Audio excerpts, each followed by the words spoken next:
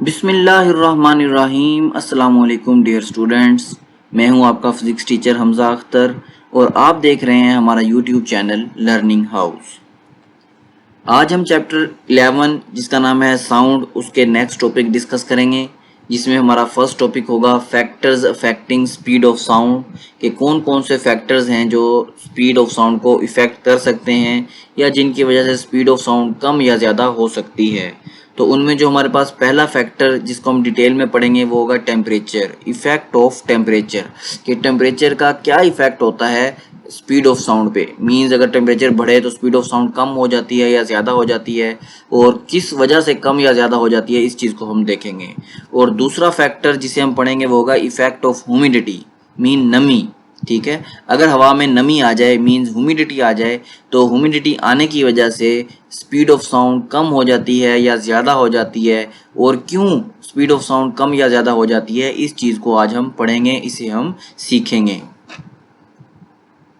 Factors affecting speed of sound हमने discuss कर ली ये बात कि there are two factors that can affect the speed of sound, that are temperature and humidity.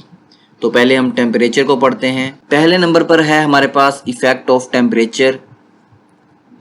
The speed of sound in air increases with the increase in temperature. वो कहता है अगर टेम्परेचर बढ़ेगा तो स्पीड ऑफ साउंड भी बढ़ जाएगी। कम temperature होगा तो स्पीड ऑफ साउंड कम हो जाएगी, टेम्परेचर बढ़ेगा तो स्पीड ऑफ साउंड भी बढ़ जाएगी। बिकॉज उसकी रीज़न क्या है, क्यों बढ़ जाएगी, अब हम उस चीज़ को देखते हैं। Because molecules at higher temperature have more energy. वो कहते हैं जब मॉलिक्यूल्स को टेम्परेचर ज़्यादा मिलता है तो उनकी वाइब्रेशंस बढ़ जाती हैं, उनकी एनर्जी बढ़ जाती है। दस they can vibrate faster. Energy बढ़ने की वजह से उनकी वाइब्रेशंस भी बढ़ जाती हैं। Since the molecules vibrate faster, वो कहते हैं चूंकि मॉलिक्यूल्स अब फास्टर वाइब्रेट कर रहे हैं, sound waves can travel more quickly, तो साउंड वेव ज़्यादा तेजी से गुजर जाता है।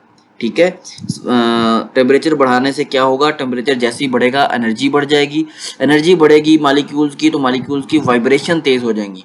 अगर मॉलिक्यूल्स तेज़ी से वाइब्रेट करेंगे तो उनकी वाइब्रेशन ज़्यादा होने की वजह से स्पीड ऑफ साउंड भी क्या हो जाएगी, ज़्यादा हो जाएगी। The formula for speed of sound at temperature T in the air is given as, जो speed of sound का फार्मूला है टेम्परेचर के लिहाज से वो है हमारे पास v is equal to V naught plus 0.61t। यहाँ पर जो v है ये स्पीड ऑफ साउंड को डिनोट कर रहा है, इसे हम vt भी लिख सकते हैं। vt का मतलब स्पीड ऑफ साउंड उस टेम्परेचर पर जिस टेम्परेचर पर हम उसे कैलकुलेट करेंगे। v0 या v0 इसका मतलब है speed of sound eight 0 degree centigrade plus 0.61 ये कांस्टेंट है, और t से मुराद वो टेम्परेचर है जिस पे हम स्पीड ऑफ साउंड मेजर कर रहे हैं।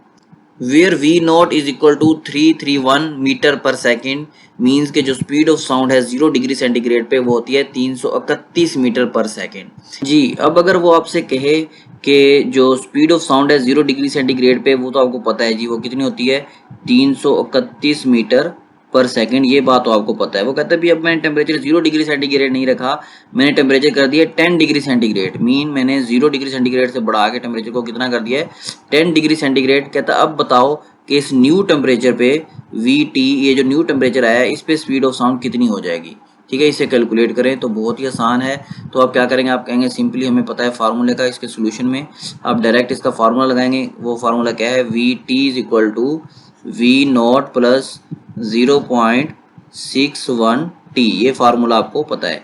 ठीक है, अब आप यहाँ पे पुटिंग करते हैं V0, जो speed of sound 0 degree centigrade पे होती है वो कितनी होती है, 331 मीटर पर सेकेंड प्लस 0.61, इसी तरह 0.61। ठीक है, पॉइंट इधर लगा रहा हूँ मैं, और इसके साथ टी वो टेम्परेचर जितना उसने इंक्रीज किया, अब टेम्परेचर उसने कितना बढ़ाया है 10 डिग्री, तो यहाँ पे क्या पुट कर देंगे हम 10 को 0.61 से मल्टीप्लाई करें और इसमें ऐड करें 331 में। जब 0.61 को 10 से मल्टीप्लाई करेंगे तो हमारा आंसर आ जाएगा 6.1। 6.1 को जब हम 331 में ऐड करेंगे तो हमारा आंसर हो जाएगा 337.1 मीटर पर सेकेंड।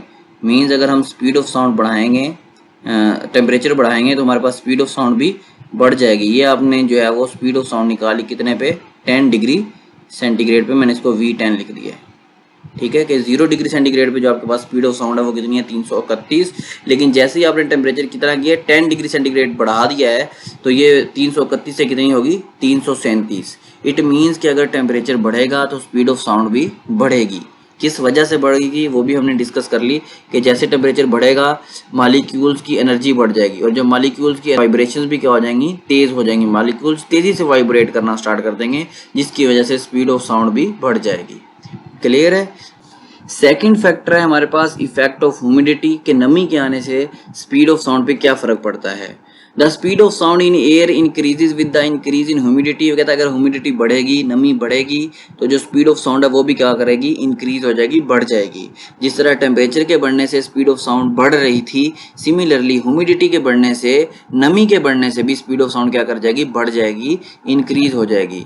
अब रीज़न क्या है, वो कहता है because the density of humid air is less than the density of dry air. वो कहता है जो डेंसिटी होती है ह्यूमिड एयर की, नमी वाली एयर की, वो कम होती है as compare to density of dry air. As the density of the medium decreases, वो कहता है जिस मीडियम की डेंसिटी कम हो वहाँ पे स्पीड ऑफ साउंड क्या हो जाती है, ज़्यादा हो जाती है।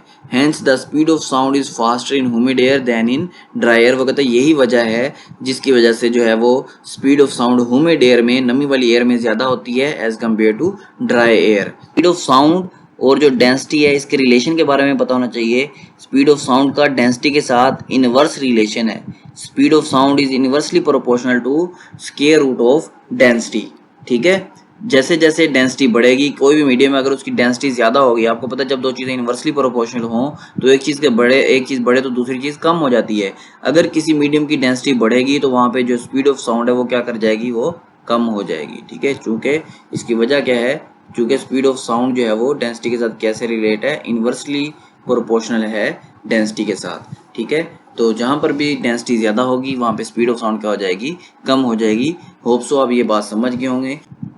अगर आपने अभी तक हमारा चैनल सब्सक्राइब नहीं किया तो इसे सब्सक्राइब करें, लाइक करें, इसे अपने फ्रेंड्स के साथ शेयर करें ताकि आने वाली हर वीडियो आप तक और उन तक पहुंचती रहे। Thanks for watching.